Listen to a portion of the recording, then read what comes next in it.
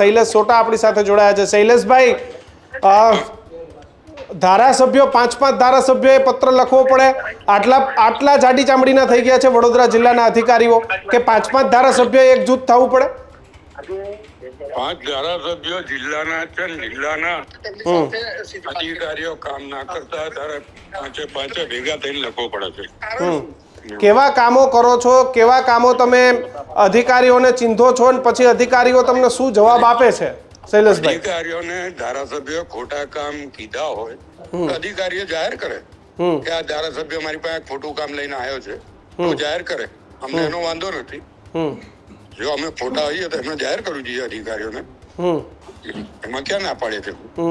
કોઈ ખોટું કામ કોઈ પણ 5 માંથી એકે કીધું હોય તો જે અધિકારી હોય એ કહે જાહેરમાં।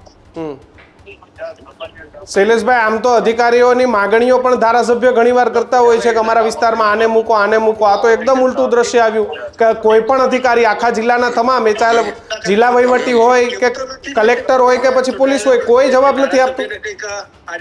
અમારા મૂકેલા હોત તો અમને જવાબ આપત ને। જો અમે અમારે પડ્યા હોત તો જે તે અમારે આ લખવાનો વારો ના આવ્યો। શૈલેષભાઈ, જનતાને કેવી રીતે મનસ્વી જવાબ આપે છે, કેવી રીતે મૂર્ખ બનાવે છે અધિકારીઓ, મારે એ જાણવું છે તમારી પાસે। અમારા કરતા તમને વધારે ખબર છે કે લોકો મૂર્ખ કેવી રીતે બનાવે છે। અને અમને ખબર છે પણ અમે બોલીએ તો એ એવું લાગે કે સભ્યોને નેતાઓને ગોલ ગોલ ફેરવતા તો જનતાને તો કેટલી ફેરવે, અને જનતાના પ્રતિનિધિ અમે છીએ એટલે જનતાને અવાજને, જનતાની લાગણીઓને વાચા આપવાનો પ્રયત્ન કરવામાં આવ્યો છે। આભાર।